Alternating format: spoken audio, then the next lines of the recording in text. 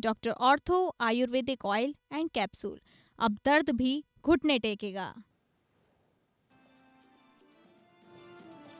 झारखंड दौरे पर बीजेपी अध्यक्ष जेपी नड्डा। देवघर में नवनिर्मित भाजपा कार्यालय का किया उद्घाटन। जेपी नड्डा ने कार्यकर्ताओं को किया संबोधित। छत्तीसगढ़ में साय सरकार के 2 साल। सीएम साय ने गिनाई सरकार की उपलब्धियां। कहा सरकार के 2 साल का कार्यकाल ऐतिहासिक रहा। छत्तीसगढ़ में अब नक्सलवाद समाप्ति की ओर। अमृतसर दौरे पर पूर्व राष्ट्रपति रामनाथ कोविंद श्री हरमंदिर साहिब में मत्था टेका। रामनाथ कोविंद ने दुनिया में शांति और भलाई की कामना की।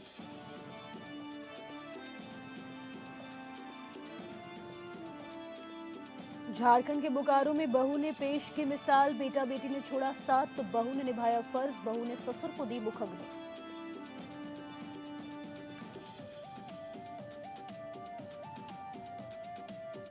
नमस्कार, स्वागत है आपका एपीएन न्यूज में। आपके साथ मैं हूं सदफ फातिमा और आप देख रहे हैं स्टेट लाइव। खबरों की शुरुआत करेंगे जहां पर भारतीय जनता पार्टी के राष्ट्रीय अध्यक्ष जेपी नड्डा ने आज देवघर में नवनिर्मित भाजपा कार्यालय का उद्घाटन किया है। आपको बता दें, जेपी नड्डा के देवघर आगमन से पहले ही शहर का माहौल पूरी तरह राजनीतिक रंग में रंगा नजर आया।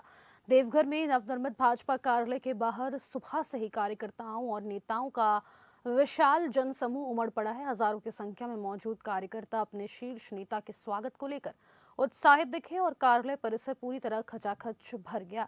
जेपी नड्डा के साथ राज्य के कई पूर्व मुख्यमंत्री और पार्टी के दिग्गज नेता भी मौजूद रहे, जिससे कार्यक्रम का राजनीतिक महत्व और बढ़ गया।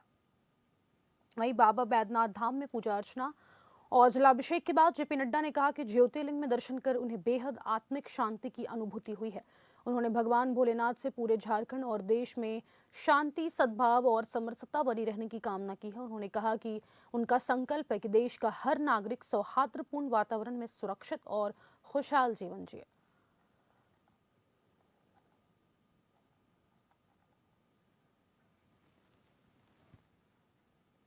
देश की सबसे बड़ी एयरलाइन कंपनी इंडिगो के ऑपरेशन में लगातार 5वें दिन भी आ रही दिक्कतों के कारण रांची के बिरसा मुंडा एयरपोर्ट समेत कई शहरों से आज भी 400 से ज्यादा फ्लाइट कैंसिल हो चुकी है। आपको बता दें, कई उड़ानें निलंबित कर दी गई हैं। ऐसे में यात्रियों से बातचीत कर एयरपोर्ट परिसर में हमारी संवाददाता तृप्ति ने इंडिगो टिकट काउंटर के बाहर की स्थिति का जायजा लिया। देश की सबसे बड़े एयरलाइंस कंपनी इंडिगो के ऑपरेशनल दिक्कतों को लेकर आज यानी कि 5वें दिन भी वही स्थिति बनी हुई है जो कि लगातार 5 दिनों से बनी हुई, यानी कि कुल मिलाकर 2000 से भी ज्यादा फ्लाइटें इंडिगो की रद्द हुई है, जिसके कारण 3 लाख से ज्यादा यात्रियों को परेशानी करनी पड़ रही है। इस परेशानी के कारण ही ये मामला अब सुप्रीम कोर्ट तक पहुंच चुका है। जी हाँ, सुप्रीम कोर्ट के सीजेआई को हस्तक्षेप करने के लिए अब मांग की गई है और ये मांग की गई है वहां पर जो सुप्रीम कोर्ट के वकील है नरेंद्र मिश्रा, उन्होंने ही एक पत्र जारी किया है और उस पत्र के जरिए वो मुख्य न्यायाधीश को हस्तक्षेप करने के लिए कह रहे हैं। इस मामले में हम आपको जानकारी देना चाहेंगे, पिछले 5 दिनों से लगातार जो कि इंडिगो एयरलाइंस की जो लगातार ही फ्लाइटें रद्द हो रही है, लगभग एवरेज देखा जाए तो 500 फ्लाइटें रद्द हो रही। आज भी 500 फ्लाइटें रद्द हुई है और इस वक्त हम राजधानी रांची के बिरसा मुंडा एयरपोर्ट पर पहुंचे हैं। वही स्थिति को लेकर आपसे जानकारी आपको देंगे, हम वाकिफ कराएंगे। यहाँ आपको नजारा सीधा दिखाना चाहेंगे। आप अगर यहाँ पर बोर्ड में देख रहे हो तो ये जो स्टेटस आप देख रहे होंगे फ्लाइट्स की, तो आप देख सकते हैं ज्यादा से ज्यादा यहाँ पर या तो रद्द या तो विलंबित आपको स्थिति नजर आ रहा होगा। यहाँ पर रांची से पटना की फ्लाइट विलंबित बताई जा रही है और दिल्ली की फ्लाइट रद्द, हैदराबाद की फ्लाइट रद्द, मुंबई की फ्लाइट रद्द। आप देख सकते हैं यहाँ पर 5 में से 3 फ्लाइट यहीं पर अभी आपके सामने इस वक्त की आपको बता रहे हैं, आज की जो ये फ्लाइटें हैं ये रद्द बताई जा रही है। हैदराबाद की एक और फ्लाइट है जो आज की है वो भी रद्द हुई है। परेशानी ये है कि मैम कि 200 किलोमीटर दूर से चल के आए हम लोग और यहाँ आने का मतलब है कि कुछ तो रीजन मसला हल होना चाहिए, पर ये अपने मर्जी से टिकट दे रहा कि परसों जाओ। अब हमारा वहाँ ज्वाइनिंग है, हम नहीं जाएंगे तो कंपनी हटा भी सकती है हमको, हमारा नौकरी जा सकता है, कुछ भी हो सकता है। पर ये लोग अपने मर्जी का मालिक बने हुए हैं इंडिगो वाले, टाइम ले रहे हैं, वो अपने मर्जी से टिकट दे रहे, तो ऐसे नहीं होता है ना। हर आदमी का एक प्रॉब्लम है। टिकट रद्द हुई या फिर डिले बता रहे हैं? नहीं, रद्द कर दी गई है, रद्द की करके और 9 तारीख के टिकट दिए। आपका क्या कहना है? मेरा भाई आज 2:45 का फ्लाइट था 6 तारीख को, अभी वो रीशेड्यूल करके दिए 9 तारीख को, 3 दिन के बाद। ज्वाइनिंग करना बहुत जरूरी था आप लोगों को कंपनी में। इस परेशानी का हल किस तरीके से एविएशन मिनिस्टर निकालते हैं, क्योंकि अब दबाव उन पर और बढ़ने वाला है, क्योंकि 5वां दिन है आज। इसके अलावा सुप्रीम कोर्ट में हस्तक्षेप की जो मांग की गई है, सीजेआई से जो हस्तक्षेप की मांग की गई है, इस हस्तक्षेप की मांग के बाद किस तरीके का निष्कर्ष निकल कर आता है, इंडिगो एयरलाइंस के खिलाफ क्या कोई कड़ी कार्रवाई होती है या फिर सिर्फ बातें ही गोल गोल होती रह जाएगी। फिलहाल के लिए हमारे सहयोगी दीपक के साथ एपीएन न्यूज से मैं तृप्ति रांची से, नमस्कार। आगे बढ़ेंगे जहां सीपीआई माले के छात्र इकाई ऑल इंडिया स्टूडेंट एसोसिएशन के आह्वान पर शुक्रवार की शाम राजधानी रांची में बड़ी संख्या में छात्र विधानसभा घेराव के लिए सड़क पर उतरे थे। इस दौरान हाथों में बैनर लिए आईसा से जुड़े छात्र बिरसा मुंडा चौक से नई विधानसभा के लिए निकले थे। वहीं तभी छात्रों को जिला पुलिस ने जगन्नाथ मंदिर के समीप ही आगे बढ़ने से रोक दिया। इस दौरान भारी नारेबाजी के बीच छात्रों और पुलिस जवानों के बीच झड़प जैसी स्थिति बनी। मौके पर एपीएन न्यूज की टीम ने पहुंचकर छात्रों से बातचीत कर पूरे घटनाक्रम की जानकारी ली।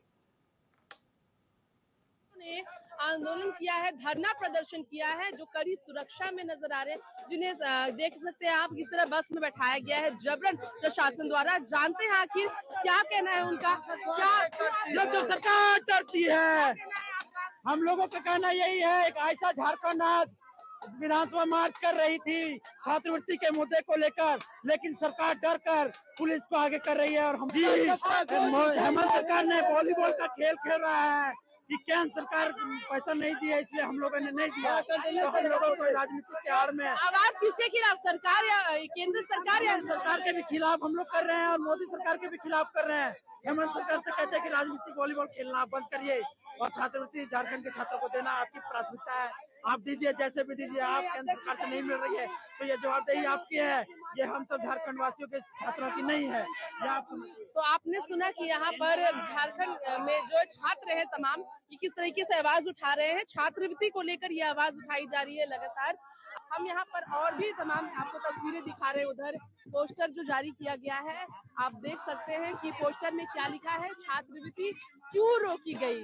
ये जो पोस्टर है सब कुछ कह रहा है, ये हेमंत सरकार के खिलाफ आवाज उठाई गई है और केंद्र सरकार के खिलाफ भी, यानी कि दोनों ही सरकार से, केंद्र और राज्य सरकार के खिलाफ यहाँ छात्रों की नाराजगी नजर आ रही है। छात्रवृत्ति को लेकर, फीस वृद्धि पर रोक लगाने को लेकर भी आवाज उठाई गई है। तमाम हम आपको यहाँ पर लोगों से मिला रहे हैं। आपको एक यहाँ पर महिला छात्रा भी नजर आएंगी, जिनसे हम आपको बताना चाहेंगे कि क्या कहना है उनका। राज्य सरकार को लेकर यहाँ पर आवाज उठाई गई। देखना ये होगा सरकार किस तरीके की पहल करती है। ये जो नारेबाजी नजर आ रहे हैं, इस पर किस तरीके से अब सरकार जवाब देगी। फिलहाल प्रशासनिक कार्रवाई का ये नतीजा आप देख रहे हैं। लाठीचार्ज को लेकर भी आवाज उठाई गई है छात्रों द्वारा, जो एक और आंदोलन करेंगे ये भी कहते हैं। फिलहाल हमारे सहयोगी दीपक के साथ एपीएन न्यूज से मैं तृप्ति रांची से, नमस्कार। कहते हैं कि अंतिम संस्कार का अधिकार संतान का होता है। पुत्र या पुत्री अपने माता पिता के अंतिम संस्कार की जिम्मेदारी निभाते हैं। कई उदाहरणों में पुत्र ने पिता को मुखग्नि देकर समाज को नई दिशा दी है, लेकिन बोकारो से आया यह मामला इससे भी आगे बढ़कर इंसानियत और कर्तव्य की एक अनोखी मिसाल पेश करता है। यहाँ एक बहू ने बेटा बेटी का फर्ज निभाते हुए अपने ससुर को मुखग्नि दी, वह भी तब जब परिवार में बेटा और बेटी दोनों मौजूद हैं, लेकिन अंतिम संस्कार में शामिल होने से उन्होंने साफ इनकार कर दिया। सेक्टर 9 निवासी 88 वर्षीय शोभाकांत ठाकुर का बीमारी के कारण निधन हो गया। उनका बड़ा बेटा परिवार समेत बाहर रहता है और बेटी अपने ससुराल में। सूचना देने के बाद भी दोनों ने अंतिम संस्कार में आने से मना कर दिया। ऐसे कठिन समय में जब ससुर के शरीर को कंधा देने वाला कोई नहीं था, तब वह बहू नूतन तनु आगे आई और सामाजिक व पारिवारिक जिम्मेदारी अपने कंधों पर उठाई। उन्होंने अंतिम संस्कार की पूरी प्रक्रिया निभाई और अपने ससुर को मुखग्नि देकर समाज में एक नई मिसाल कायम की।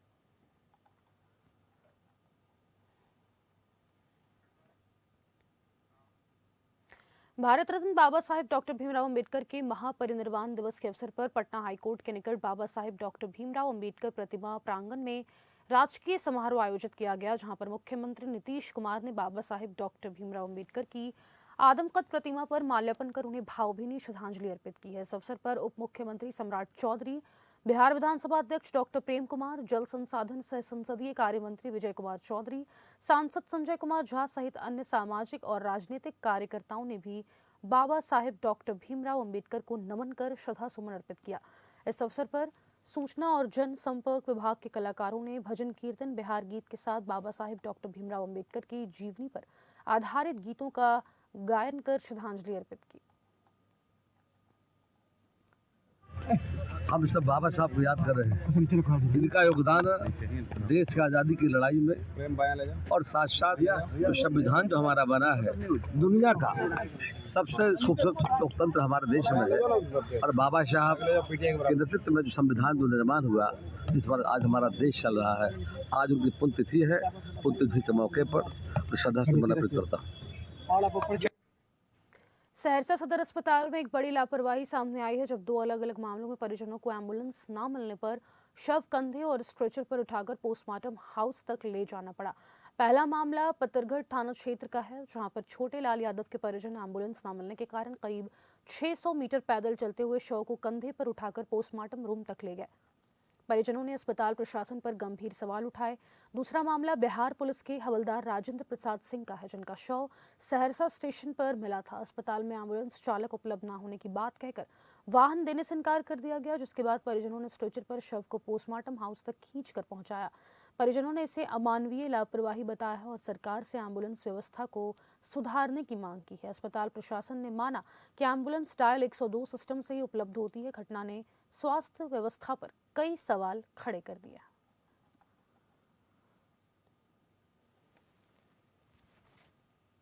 पूरा लाइन में यह पोस्टेड हैं, एसआई हैं, और यह जब गए कोर्ट में किसी गवाही के लिए कोई गए थे, वहाँ पर जब आने के क्रम में ये जब इनका रूट चेंज हो रहा था गाड़ी के लिए, तो ये जब ट्रेन से उतरते वक्त इनको कुछ हादसा हुआ, और जहाँ की हादसा होने के बाद कोई करीब 1-1.5 घंटा वहाँ कोई पुलिस नहीं गई, प्रशासन ने लापरवाही के कारण कहिए तो इनका जान चला गया है। वहाँ पर कोई तब तक कोई पब्लिक हम लोग को सूचना दिया कि आपका कोई परिजन है, उनका पर्स से निकाल कर ID उडी देख कर चेक कर फ़ोन किए, तो हम लोग आए। फिर उसके बाद आने के बाद में हम लोग गए, वहाँ गए GRP में गए, तो वह पता चला कि हम लोग आप लोग जाइए सहरसा हॉस्पिटल, सदर हॉस्पिटल। हम लोग आए यहाँ तो देखे तो यह मृत अवस्था में हम लोग को पाए गए। हम लोग करीब 12 बजे रात से आए, तो यहाँ पर कोई ना व्यवस्था है। आप लोग सामने देखें कि स्ट्रेचर पर हम लोग कम से कम 500 मीटर यहाँ तक लाए हैं इनको। यहाँ पर कोई सुविधा नहीं है, ना एम्बुलेंस के लिए हम खुद कॉल किए, तो वो बोल एक बार कॉल के ठीक हम देते हैं, प्रोवाइड करवाते हैं, लेकिन फिर उसके बाद हम दोबारा 3 बार 4 बार कॉल किए, उसके बाद भी कोई। छत्तीसगढ़ में साय सरकार के 2 साल पूरे होने पर सीएम साय ने सरकार की उपलब्धियां गिनाई हैं। आपको बता दें, मुख्यमंत्री विष्णुदेव साय ने कहा कि हमारी सरकार के 2 साल का कार्यकाल ऐतिहासिक रहा है। छत्तीसगढ़ के विकास में सबसे बड़ी बाधा रहे नक्सलवाद को समाप्त करने में भी हम कामयाब हो रहे हैं। 2 साल का अपना कार्यकाल ऐतिहासिक ही कहना चाहिए, क्योंकि जो सबसे बड़ी बाधा वहाँ थी छत्तीसगढ़ के विकास में, नक्सलवाद का, उसको हम लोग समाप्त करने में कामयाब हुए हैं। डबल इंजन की सरकार के कारण भी और हमारे जवानों के उद्यम साहस के कारण नक्सलवाद अंतिम सांसें ले रहा है। और माननीय प्रधानमंत्री जी, माननीय गृह मंत्री जी का संकल्प भी है कि 31 मार्च 2026 तक पूरे देश से नक्सलवाद को समाप्त करना, और उनका संकल्प पूरा होते दिख रहा है। उसके बाद छत्तीसगढ़ में और विशेषकर बस्तर क्षेत्र में भी जो वर्षों से विकास की दृष्टि से अछूता रहा, वहाँ भी विकास की गंगा बहेगी। आगे बढ़ेंगे, जहां भाजपा सांसद संतोष पांडे ने शुक्रवार को लोकसभा में चर्चा में हिस्सा लेते हुए कहा कि मैं छत्तीसगढ़ की ओर से सरगुजा से लेकर के पूरे बस्तर, संपूर्ण छत्तीसगढ़ की ओर से देश के प्रधानमंत्री नरेंद्र मोदी और गृह मंत्री अमित शाह के प्रति कृतज्ञता ज्ञापित करने के लिए खड़ा हुआ हूं। भारत के इतिहास में आंतरिक सुरक्षा पर जब भी लिखा जाएगा, शोध किया जाएगा, तो मोदी और शाह का नाम स्वर्ण अक्षरों में लिखा जाएगा। उन्होंने समयबद्ध मोटिव के तहत लक्ष्य निर्धारित करके माओवाद, लाल आतंक का खात्मा किया। लोकसभा में अवसर मिला, मैं पूरे छत्तीसगढ़ की ओर से सरगुजा से लेकर बस्तर तक, और मेरा स्वयं का 8 विधानसभा में से 7 जो प्रभावित रहा है, मैं इस देश के गृह मंत्री जी का, सम्माननीय अमित शाह जी, प्रधानमंत्री जी का हृदय से कृतज्ञता ज्ञापित किया कि आपने जो टाइमलाइन जो तय किया था, जो लक्ष्य किया, उसमें संधान हुआ और ऐसा लगता है कि जो डेडलाइन जो मार्च है 2026 की, निश्चित रूप से 2026 मार्च में ये आंतरिक आतंकवाद, लाल आतंकवाद और ये समाप्त होगा। और मैं तो ये बार बार कहना चाहूँगा कि जब इतिहास में लिखा जाएगा तो स्वर्णिम अक्षरों में लिखा जाएगा कि देश के गृह मंत्री अमित शाह जी ने और जो भी तय किए, चाहे वो पत्थरबाज हो, चाहे वो आतंकवाद हो, आंतरिक आतंकवाद हो, और उन्होंने निशाने में लेकर और समयबद्ध उसको खत्म किया। भारतीय जनता पार्टी के प्रदेश प्रवक्ता देवलाल ठाकुर ने जनजातीय समाज के विकास और कल्याण के लिए पिछले 2 वर्षों के कार्यकाल में मुख्यमंत्री विष्णुदेव साय के नेतृत्व में किए गए कार्यों और उपलब्धियों का ब्यौरा देते हुए कहा है कि प्रधानमंत्री मोदी के नेतृत्व में, केंद्र और सीएम साय के नेतृत्व में प्रदेश सरकार का स्पष्ट दृष्टिकोण है कि 2047 तक विकसित भारत की परिकल्पना जनजातीय समाज के विकास के बिना नहीं की जा सकती। देवलाल ठाकुर ने कहा कि इस लिहाज से प्रदेश में भाजपा सरकार के 2 वर्षों का कार्यकाल सुशासन का रहा है। सालों में यशस्वी मुख्यमंत्री श्री विष्णुदेव साय का सुशासन उपलब्धि भरा रहा है। भारतीय जनता पार्टी की सरकार सर्वांगीण विकास की ओर अग्रसर हो रही है। आज नक्सली समाप्ति की ओर है। निश्चित ही जब नक्सली समाप्त होंगे तभी आदिवासी अंचल में विकास की धारा अविरल रूप से बहने लगेगी। आज जनजाति वर्ग के विकास के लिए हमारे मुख्यमंत्री ने उनको आर्थिक रूप से सक्षम करने के लिए जो तेंदुपत्ता का मूल्य, संग्रहण मूल्य जो निर्धारित 5500 रुपये के हिसाब से आज उनको मिल रहा है। यशस्वी मुख्यमंत्री सुशासन में जनजाति वर्ग के मन में एक विश्वास जगा है, तभी नक्सली क्षेत्रों में इतने बड़े पैमाने पर वहां पर नक्सली आत्मसमर्पण कर रहे हैं। ये कहीं ना कहीं हमारे यशस्वी मुख्यमंत्री जी के कार्यों पर एक हस्ताक्षर है कि उनके सुशासन में हम सुरक्षित रहेंगे, हमारा अधिकार सुरक्षित रहेगा, जल जमीन जंगल सुरक्षित रहेगा, हम शिक्षित होंगे और रोजगार की ओर आगे बढ़ेंगे। ऐसा जनजातीय क्षेत्र में आदिवासियों के मन में एक विश्वास पैदा हुआ है माननीय मुख्यमंत्री श्री विष्णुदेव साय के लिए। रायपुर में सिंधी समाज द्वारा देश भर में कराई गई एफआईआर के बाद से फरार चल रहे छत्तीसगढ़ क्रांति सेना के अध्यक्ष अमित बघेल ने आज पुलिस के सामने आत्मसमर्पण कर दिया है। गिरफ्तारी के ठीक पहले सुबह उनके ऊपर एक और बड़ा सदमा टूटा। उनकी माताजी का निधन हो गया, जिसके कारण वे अंतिम समय में उनके पास नहीं रह सके। अमित बघेल की गिरफ्तारी और उनकी मां के निधन की खबर सामने आते ही छत्तीसगढ़ क्रांति सेना और जोहार पार्टी के लोग भारी संख्या में राजधानी रायपुर पहुंच गए। आमापारा से कलेक्ट्रेट तक एक विशाल रैली निकाली गई, जिसमें हजारों की भीड़ शामिल रही। रैली के दौरान छत्तीसगढ़ क्रांति सेना और सिंधी समाज के लोगों के बीच जमकर झूमा झटकी की स्थिति बनी।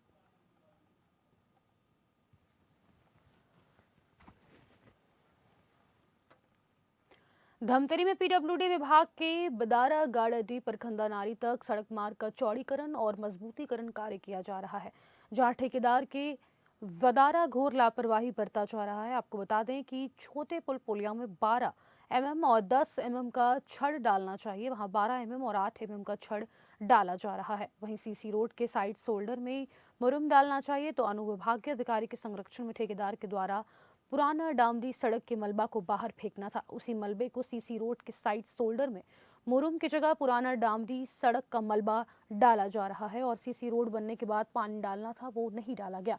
इस वजह से सीसी रोड में जब दरार आना प्रारंभ हो चुका है, जिन जिम्मेदार अधिकारी को निरीक्षण करना चाहिए उनके द्वारा गोलमोल जवाब दिया जा रहा है। इस संबंध में धमतरी कलेक्टर अविनाश मिश्रा ने चेक करवाने की बात कही है।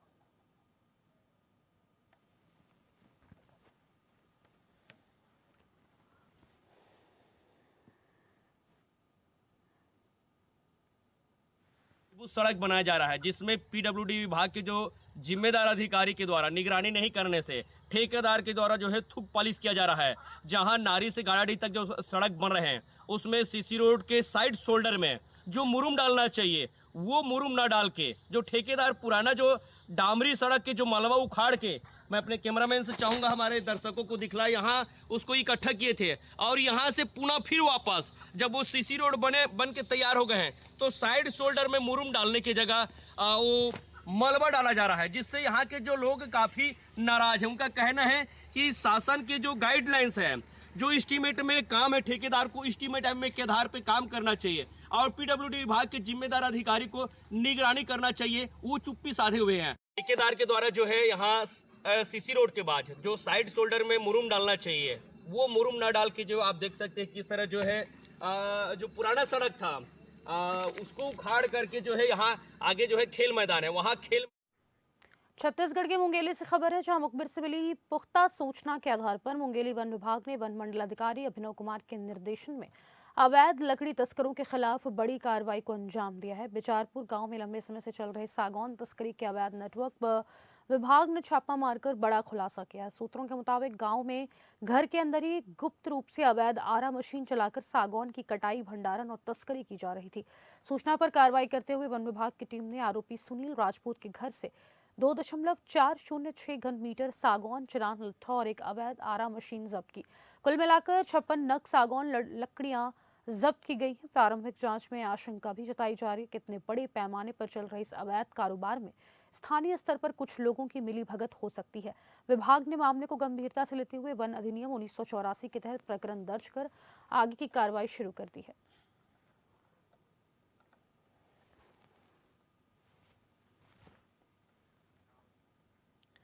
विदिशा के गंज बासौदा नगर से सटे ग्राम पचवा निवासी नाबालिग लड़की ने परिजनों को बताया कि गांव के 2 लड़कों द्वारा उसके साथ छेड़छाड़ की गई।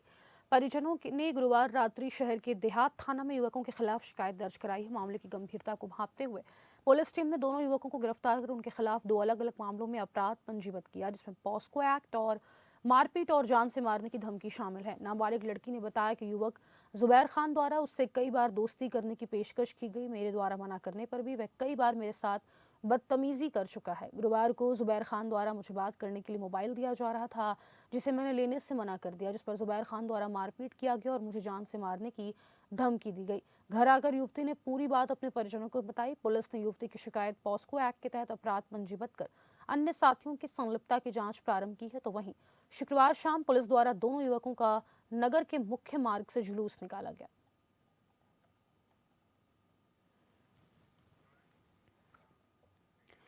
मुंबई के कलंबोली इलाके में एक युवक पर धारदार हथियार से हमला कर उसकी हत्या कर दी गई है। घटना के तुरंत बाद आरोपी फरार हो गया।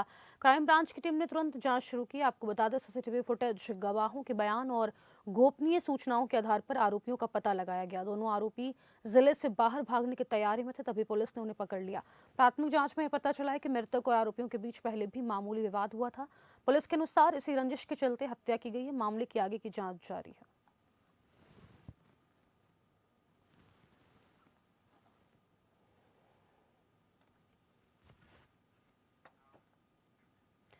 महाराष्ट्र के नासिक ग्रामीण पुलिस को कानून व्यवस्था मजबूत करने के लिए 43 नए अत्याधुनिक वाहन मिले हैं। आपको बता दें, पुलिस मुख्यालय में आयोजित कार्यक्रम में अपर पुलिस महानिदेशक, विधायक और पुलिस अधीक्षक ने इन वाहनों का लोकार्पण किया है। नए वाहनों में 35 बोलेरो, 7 स्कॉर्पियो, 2 इनोवा और 1 टाटा ट्रक शामिल है। इन वाहनों से गश्त, अपराध नियंत्रण, आपातकालीन सेवा और संवेदनशील इलाकों में पुलिस की कार्रवाई और तेज होगी। अधिकारियों ने बताया कि नए वाहन नक्सल प्रभावित क्षेत्रों, हाईवे पेट्रोलिंग और लोकसभा चुनाव की तैयारियों में अहम भूमिका निभाएंगे।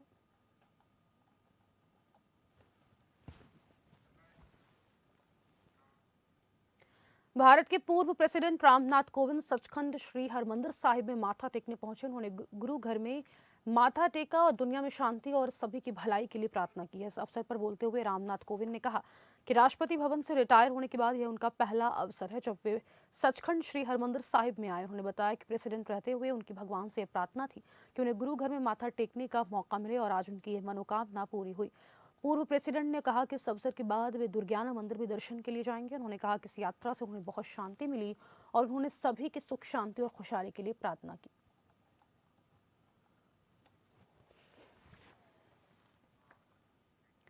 शिरोमणि गुरुद्वारा प्रबंधक कमेटी एसजीपीसी के प्रेसिडेंट एडवोकेट हरजिंदर सिंह धामी ने आज एक विशेष कार्यक्रम के दौरान गुरु अगंद साहिब जी की जीवन गाथा और पवित्र गुरबानी पर आधारित किताब जनता को समर्पित की है। धामी ने लेखक गुरबख्श सिंह गुलशन की लिखाई की प्रशंसा करते हुए कहा कि किताब गुरमत के सिद्धांतों के अनुसार तैयार की गई है और यह भी अकाल तख्त साहिब के कोड ऑफ कंडक्ट से पूरी तरह मेल खाती है।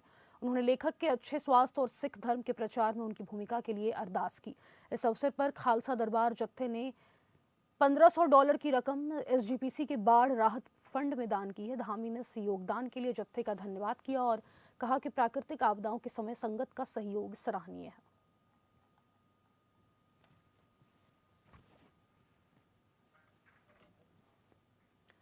अमृतसर के भिंडिया सैदन पंचायत चुनाव के लिए पर्चा दाखिल करने के दौरान भिंडिया सैदन विधानसभा क्षेत्र में आम आदमी पार्टी के उम्मीदवार लखविंदर सिंह और उनके साथियों पर हमला हुआ है। हमले में 2 युवकों की हालत गंभीर है और वे ICU में भर्ती हैं।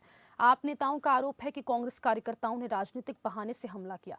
लखविंदर सिंह और उनके साथी शांतिपूर्वक चुनाव प्रचार के लिए निकले थे, तभी उन्हें घेरा गया और हंसियों, रिवॉल्वर और 12 बोर के हथियारों से हमला किया गया। इस हमले में बिल्ला नामक एक युवक समेत कई कार्यकर्ता घायल हुए हैं। आपके जिला चुनाव इंचार्ज सोनिया मान ने अस्पताल पहुंचकर घायलों का हालचाल लिया और आरोपियों के खिलाफ सख्त कार्रवाई की मांग की। उन्होंने कहा कि आचार संहिता के दौरान गैर कानूनी हथियारों से फायरिंग बिल्कुल बर्दाश्त नहीं होगी।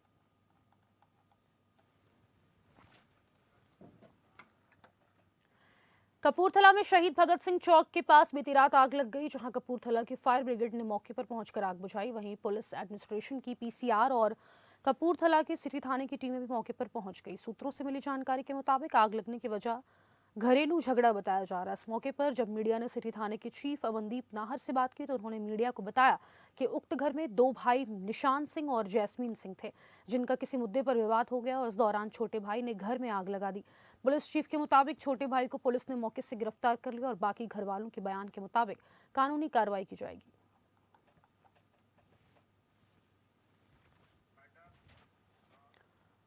स्टेट लाइव में फिलहाल के लिए इतना ही। देश और दुनिया की तमाम खबरों के लिए आप बने रहे APN न्यूज के साथ। नमस्कार।